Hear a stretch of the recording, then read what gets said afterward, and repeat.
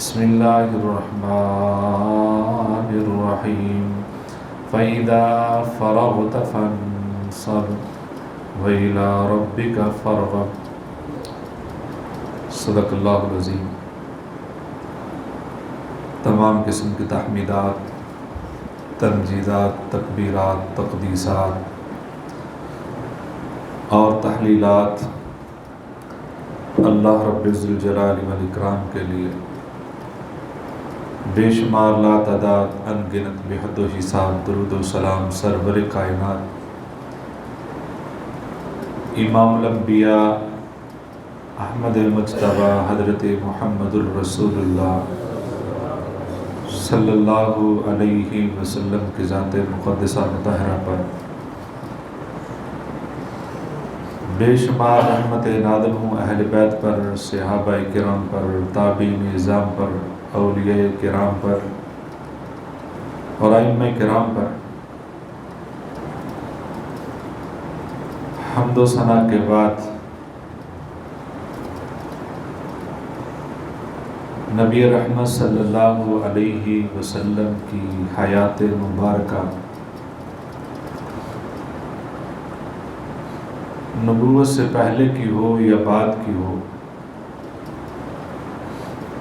جوانی کی ہو یا آخری عمر کی ہو، نبی صلی اللہ علیہ وسلم کی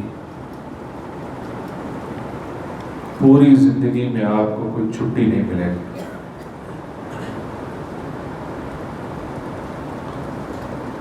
موضوع بھی یہی ہے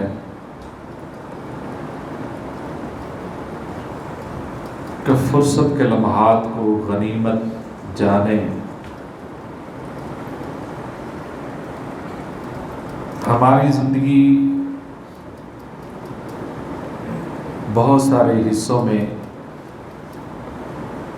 قدرتی طور پر بھی تقسیم ہوتی ہے اور نظام کے اعتبار سے بھی قدرتی طور پر زندگی کے عمر کے مختلف مراحل ہیں۔ وَتِلْكَ الْأَيَّامُ نُدَاوِلُهَا بَيْنَ النَّاسِ، یہ عدل بدل ہوتے رہتے ہیں، بچپنا ہے، جوانی ہے، بڑھاپا ہے،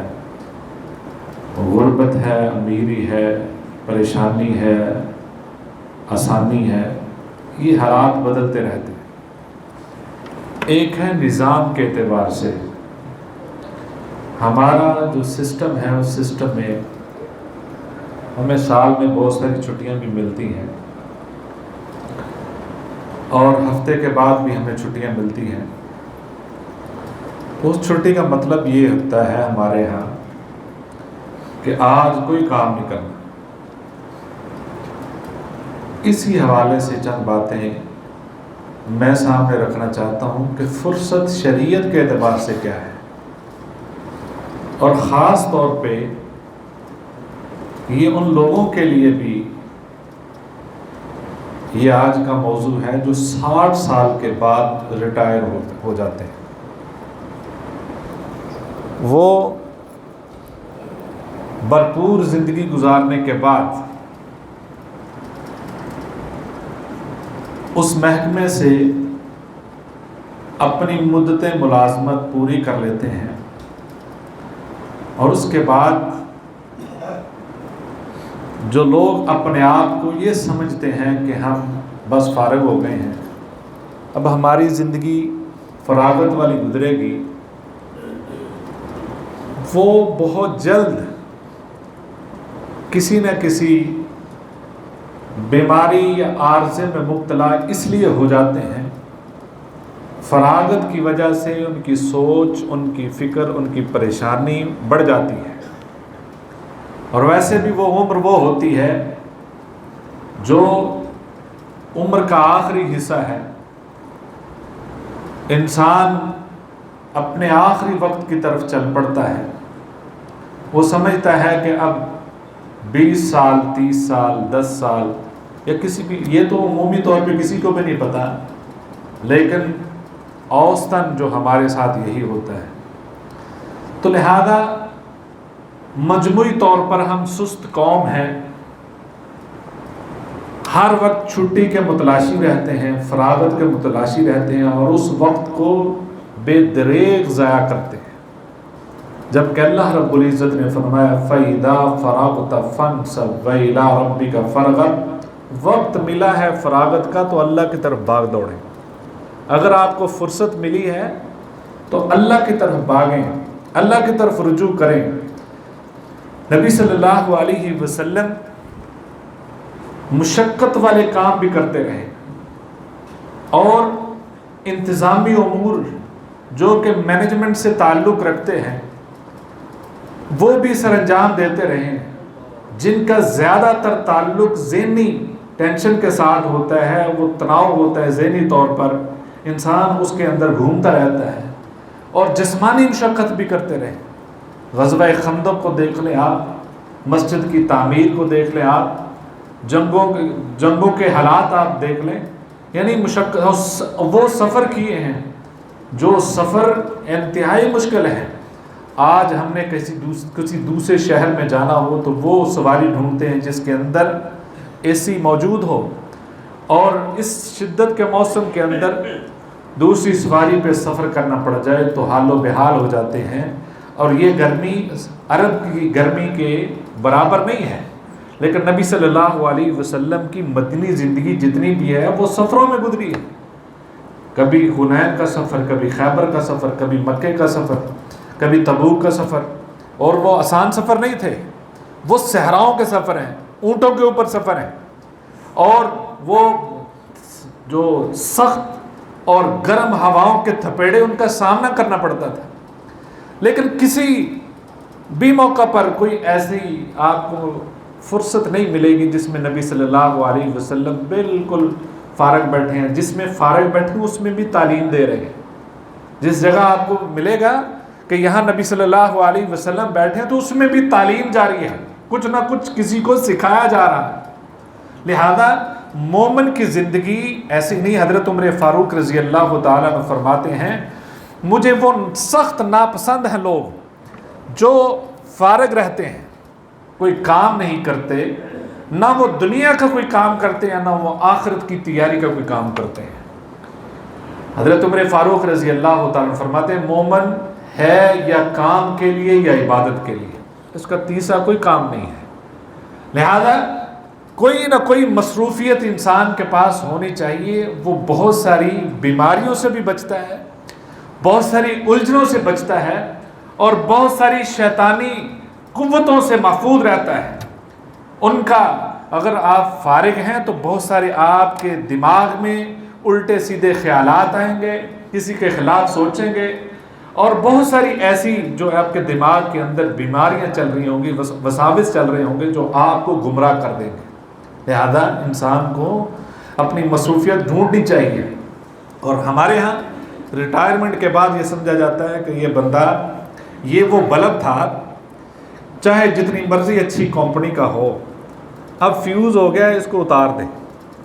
لہذا یہ وہ بلب ہے جو ریٹائرمنٹ کے بعد اب اس کی کوئی ضرورت نہیں ہے۔ گھر والے سمجھتے یہ ہمارا اے ٹی ایم ہے، مہینے کے بعد ہمیں کچھ نہ کچھ ضرور دے گا۔ یہاں پہ امتحان شروع ہوتا ہے اس کا۔ پہلی بات تو یہ کہ اس ریٹائرمنٹ کے بعد وہ سمجھے کہ پہلے میں مقید تھا، پہلے ایک ادارے کے ساتھ میں منسلک تھا،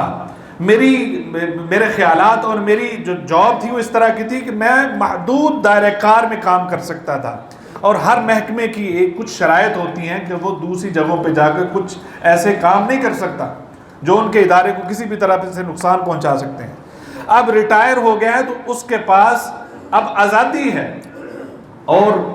وہ 60 سالہ تجربہ بھی ہے اس کے پاس۔ علم بھی انسان کے پاس ایک نعمت ہے، تجربہ بھی انسان کے پاس ایک نعمت ہے۔ جو اس تجربے اور اس علم کی قدر نہیں کرتا، اللہ بھی اس کی قدر نہیں کرتا ہے۔ جس طرح زندگی ایک نعمت ہے، اس کی قدر کرنا ضروری ہے، اس تجربے کی بھی وہ جو اس نے زندگی گزاری ہے اس سے فائدہ اٹھا۔ اگر وہ ایسا محکمہ تھا جس سے لوگوں کو فائدہ نہیں پہنچ سکتا تو وہ اپنی نئی زندگی کا آغاز کرے۔ وہ لوگ اپنے گھر والوں کے ساتھ سب سے پہلے اچھا ماحول رکھے، پہلے تو اس عمر میں انسان کی طبیعت ایسی ہو جاتی ہے، معذرت کے ساتھ بزرگوں کے ساتھ بھی، یہ آپ کے حق میں ہی، جو بزرگ ہیں میرے ان کے حق میں ہی سارا جمعہ ہے، لیکن یہ کہ بزرگوں کو بھی تھوڑا سا خیال رکھنا چاہیے، ترش نہیں ہونا چاہیے، سخت نہیں ہونا چاہیے۔ اس عمر میں بچے بڑے ہو چکے ہوتے ہیں، جب کیونکہ آپ بچپن سے ان کو ڈیل کرتے ہیں، آپ کا لہجہ بھی سخت ہو چکا ہوتا ہے، اور اس عمر میں زیادہ سخت ہو جاتا ہے، اور بچے وہ برداشت نہیں کرتے ہیں۔ لہذا اس عمر میں جا کر آپ کو فرینڈلی ماحول بنانا چاہیے، گھر میں بھی، بچوں کے ساتھ بھی، گھر کی خواتین کے ساتھ بھی، بہو بیٹی کے ساتھ بھی، ہر رشتے کے ساتھ نرم لہجہ ہونا چاہیے، تاکہ وہ آپ کی کمی، آپ کی اس محبت کو، اگر تھوڑی دیر کے لیے آپ کہیں گئے ہیں، اس کو محسوس کریں، اس کمی کو، کہ ہمیں کچھ کمی محسوس ہو رہی ہے۔ لیکن اگر آپ سخت ہیں، اتنے سخت ہیں، گھر سے نکلیں تو کہیں نہ کہیں ان کے دل میں آتی شکر ہے ابھی تھوڑا وقت جو ہے سکون سے گزرے گا، ایسا نہیں ہونا چاہیے۔ لہذا وہاں سے آپ کی ایک نئی زندگی ہے۔ اگر آپ کے پاس تعلیم ہے، اپنے گھر کے بچوں کو کوئی وقت دیں، جو ان کا کوئی ٹائم ہے، اپنی زندگی کے تجربات ان سے شیئر کریں، روزانہ ان کو ٹائم دیں۔ ان بچوں کے پاس ٹائم نہیں، کوئی ایسے فیملی کے اندر ایسا سسٹم ہے کہ کسی کی خیر خواہی کا ہے، کوئی اچھا کام ہے، آپ ڈھونڈ سکتے ہیں۔ اور سب سے اگر کوئی کام نہیں آپ کو ملتا، آپ زندگی کا ایک ٹارگٹ بنائیں۔ وہ بزرگ بچے جو ہوتے ہیں محبت میں آ کر والدین کو کہتے ہیں جی اب میں کما رہا ہوں، اب آپ کو کوئی کام کرنے کی ضرورت نہیں ہے۔ بچے کرتے ہیں محبت میں، وہ کرتے ہیں ادب و احترام میں بھی، اب ان کو مشقت اٹھانے کی ضرورت نہیں۔ میرا مشورہ یہ ہے کہ بزرگوں کو فارغ نہیں رہنا چاہیے، ان کو کسی نہ کسی کام میں مصروف رکھیں۔ اگر آپ اپنی محبت کی وجہ سے ان کو بالکل بٹھا دیں گے، وہ ذہنی ٹینشنوں میں پڑ جائیں گے، وہ سوچوں میں پڑ جائیں گے، ان کو کسی نہ کسی، لیکن ہاں زندگی کے ساتھ وہ مشقت والا کام نہیں کر سکتے، ان کی اس عمر کے اعتبار سے کوئی نہ کوئی مصروفیت ڈھونڈ کے دیں۔ اور ہوتا یہ ہے کہ بچے اس ادب و احترام کی وجہ سے ان کو بالکل کہتے ہیں کہ آپ فارغ بیٹھیں، اور وہ کسی نہ کسی عارضے میں مبتلا ہو جاتے ہیں۔ جسمانی مشقت نہیں ہوتی، کم از کم آپ جو ہے وہ اپنے آپ کو صحت کا بھی اپنا خیال رکھنا چاہیے۔ آپ واک کریں، آپ ایکسرسائز ہلکی پھلکی کریں، تاکہ ان بیماریوں کا، آج کل جتنی بھی ریسرچ ہے اس کے اندر یہی ہے کہ انسان اگر حرکت میں ہے تو اس کو بیماریاں کم لگیں گی، حرکت جتنی کم ہوتی جائے گی اس کی بیماریاں بڑھتی جائیں گی۔ حرکت زیادہ سے زیادہ رکھیں، جتنی کر سکتے ہیں کریں، آپ جتنی آپ مشقت کر سکتے ہیں اس سے بڑھ کر کرنے کی کوشش کریں، اور یہی صحت کا راز ہے، اور یہی آپ کی، اور جو میں بات کرنے لگا تھا وہ یہ تھا، ساری مصروفیات ایک طرف، لیکن آپ اپنی زندگی کا بھی ایک ٹارگٹ بنائیں۔ ذکر و اذکار کا ہے، آپ دن کے اندر بے شمار ذکر و اذکار کی دعائیں ہیں، افضل ترین دعائیں ہیں، اور ان دعاؤں کو اگر آپ پڑھنا شروع کر دیں، آپ سوچیں گے میں یہ چھوڑ دوں، یہ کر لوں، اگلا پڑھیں گے تو آپ کا دل کرے گا یہ میں اس سے پہلے یہ کر لوں۔ ایک سے بڑھ کر ایک ذکر موجود ہے جس کی فضیلت اس قدر ہے، جس کی برکات اس قدر ہیں، جس کی وجہ سے رحمتیں اس قدر میسر آتی ہیں۔ وہ سارے اذکار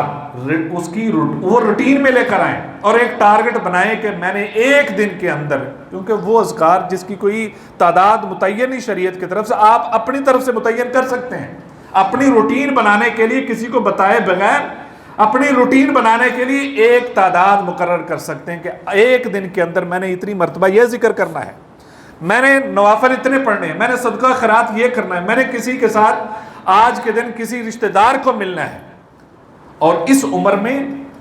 جو صلہ رحمی کا طریقہ ہے وہ اس کے اندر بھی آپ کو نرمی کرنی چاہیے، وہ سخت ترین نہیں ہونا چاہیے، کیونکہ یہ وہ مرحلہ ہے جو عمر ڈھلنے کی طرف جا رہا ہے، صلہ رحمی کی طرف، رشتہ داروں کے ساتھ اچھا سلوک برتاؤ کرنے کی کوشش کرنی چاہیے، اور ہر اس چیز سے بچنے کی کوشش کرنی چاہیے جس سے لڑائی جھگڑا بڑھ رہا ہو، جس سے جھگڑا بڑھنے کی کوئی صورت نظر آتی ہو۔ تو لہذا میں بات یہ کر رہا تھا، نبی صلی اللہ علیہ وسلم کی پوری زندگی وہ مصروف گزری ہے، اور صحابہ کرام رضوان اللہ علیہم اجمعین نے بھی مصروف زندگی گزاری ہے، اور آخری عمر تک حضرت ابو ایوب انصاری رضی اللہ تعالیٰ عنہ، وہ میزبان رسول جن کے پاس نبی صلی اللہ علیہ وسلم مدینہ میں آ کر سب سے پہلے ٹھہرے تھے، 80 سال کی عمر میں انہوں نے جہاد کیا تھا جس میں شہید ہوئے تھے، ہمارے پاس تو ایسی آپشن جہاد والی نہیں ہے، لیکن اپنے نفس کو اور اپنی جان کو بچانے کے لیے ہم تھوڑا بہت حرکت میں رکھ سکتے ہیں۔ اور اسی طریقے سے بہت سارے ایسے کام بہت سارے لوگ جانتے ہوں گے، پروفیسر ایس ایم شریف صاحب فیصل آباد کی معروف شخصیت ہیں، معروف ٹیچر ہیں، پروفیسر ہیں، انہوں نے ریٹائر ہونے کے بعد پی ایچ ڈی کی ہے۔ اور بے شمار ایسے بزرگوں کو میں جانتا ہوں جن کو میں خود بھی ملا ہوں، ریٹائر ہونے کے بعد انہوں نے کہا کہ میرے پاس مصروف زندگی نہیں ہے، میں بالکل فارغ ہوں، تھوڑا تھوڑا کر کے انہوں نے حفظ کرنا شروع کیا، انہوں نے قرآن مجید حفظ کر لیا۔ ہمارے فیصل آباد کی ایک معروف شخصیت، وہ عالم دین تھے، بڑی خدمت کی دین کی، انہوں نے تبلیغ کی بہت، ان کے بیٹے ہیں، وہ ایک شادی پہ مجھے ملے، انہوں نے کہا میرے لیے دعا کریں، میں نے اتنے پارے حفظ کر لیے ہیں اور میں مکمل کرنا چاہتا ہوں۔ اور اب وہ ہر سال تراویح پڑھاتے ہیں، اور 60 سال کے بعد، اور ساری عمر ایسے گزار دی، قرآن مجید کا تلفظ ٹھیک نہیں ہے، آپ کسی جگہ پہ ایڈمیشن لیں، ہمیں کیوں شرم آتی ہے؟ آپ گھر میں بالکل کوئی جوان ہے، کوئی بوڑھا ہے، وہ مصروف نہیں ہے، اس کو کسی بھی تعلیمی ادارے میں جا کر ایڈمیشن لینا چاہیے، اپنا تلفظ ٹھیک کرنا چاہیے، اس کو ترجمے سے قرآن مجید پڑھنا چاہیے۔ یہ کیوں ہمارے ذہن میں بیٹھ گیا ہے کہ اب میری عمر پڑھنے کی نہیں ہے،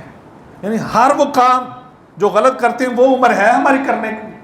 یعنی دین کا کام، دین سیکھنا جو ہے اس کی کوئی خاص عمر نہیں ہے۔ صحابہ کی بھی کوئی خاص عمر نہیں تھی، انہوں نے جس عمر میں بھی مسلمان ہوتے تھے وہ اسی طرح تعلیم حاصل کرتے تھے۔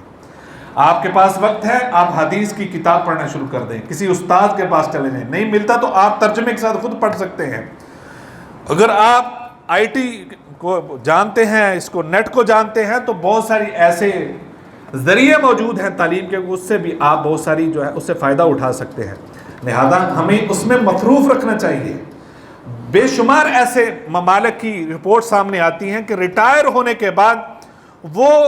پی ایچ ڈی، ایم فل یا اس طرح کی ڈگریوں کی طرف چل پڑتے ہیں۔ ہم سمجھتے ہیں اب تعلیم تو حاصل کرنی تھی جاب کے لیے، جاب سے تو میں فارغ ہو گیا، اب تعلیم کس کام کی ہے؟ تعلیم صرف جاب کے لیے نہیں ہوتی،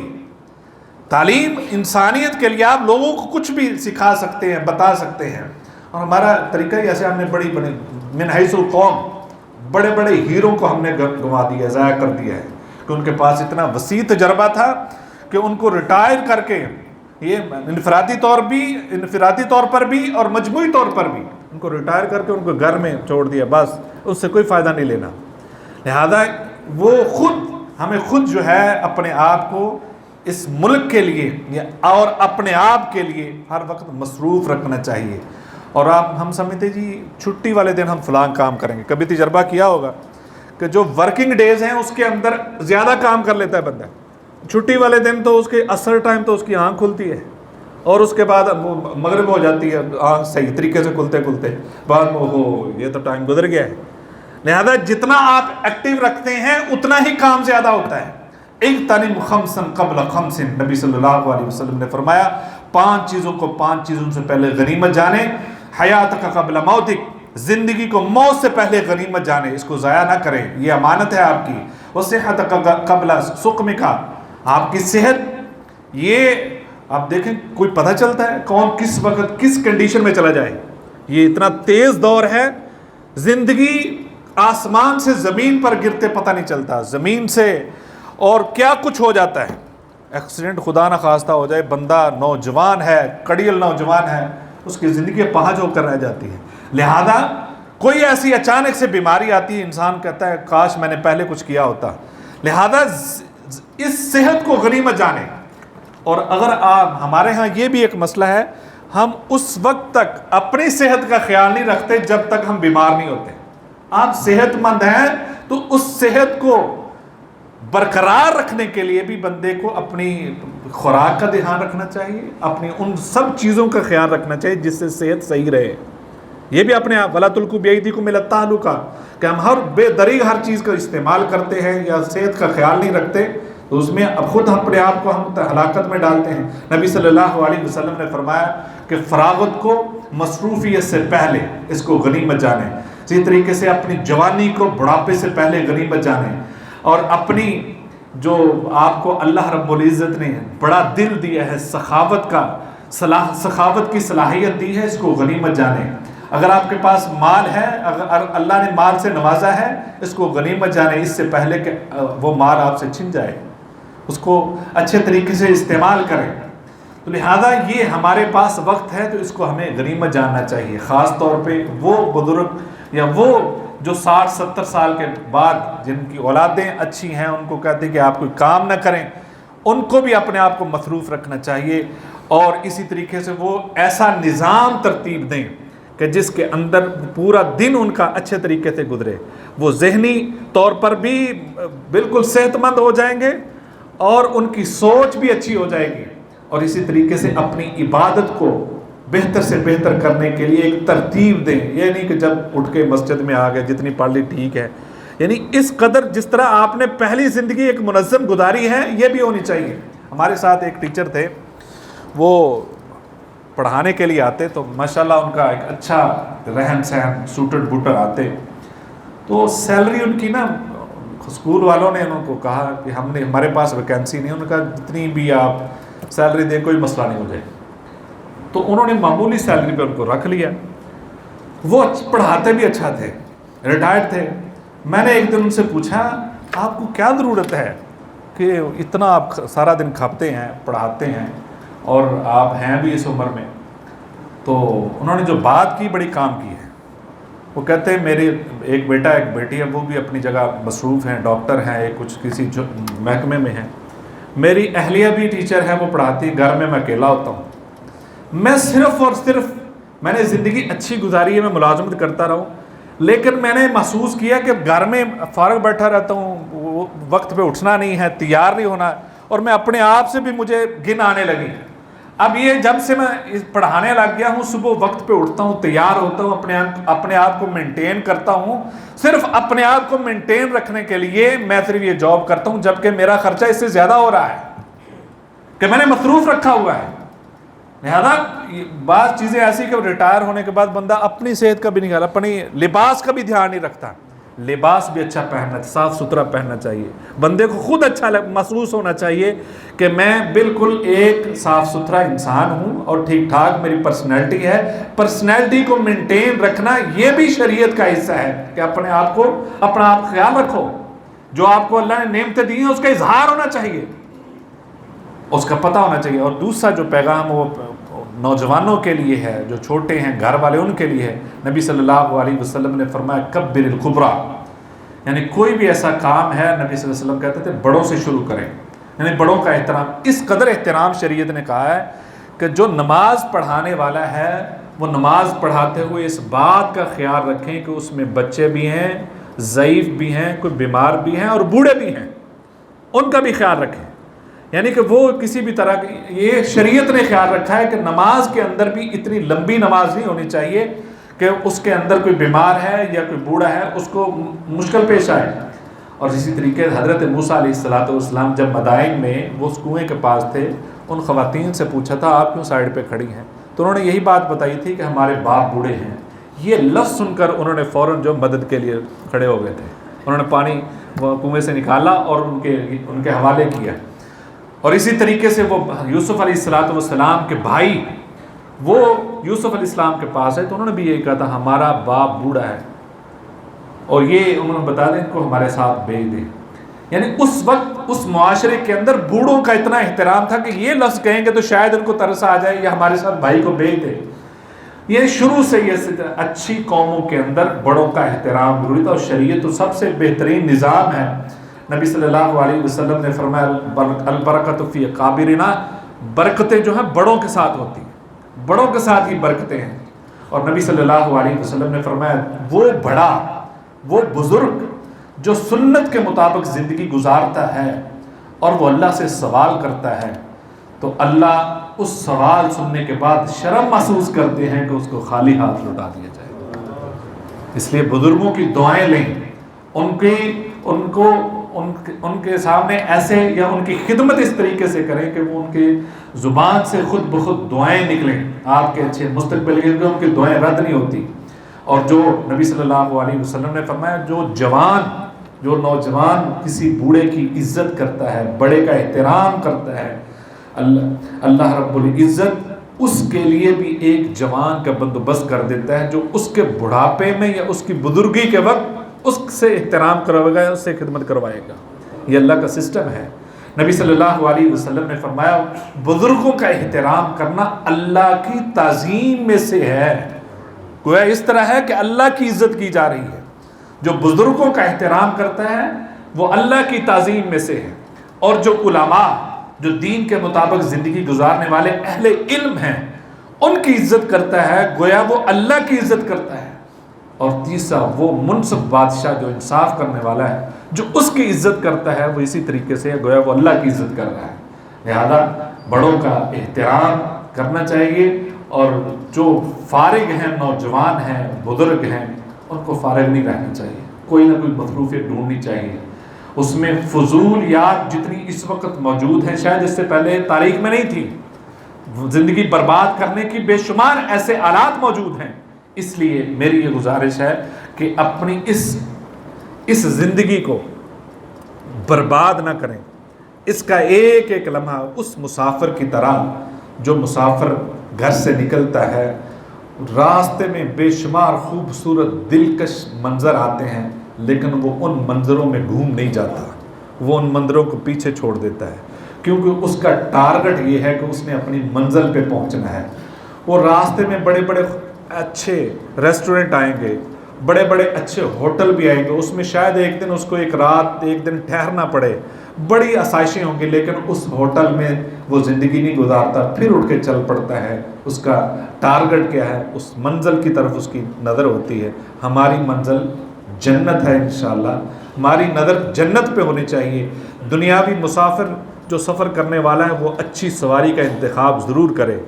رات گزارنے کے لیے اچھی رہائش کا ضرور بندوبست کرتا ہے، لیکن اس کا مطلب یہ نہیں کہ وہ منزل کو بھول کر وہیں بیٹھ جائے، یہ نہیں ہوتا۔ اسی طرح اچھی رہائش، اچھی زندگی بسر کرنا یہ انسان کا حق ہے، لیکن اسے اپنی منزل کو نہیں بھولنا چاہیے۔ وآخر دعوانا الحمدللہ رب العالمین۔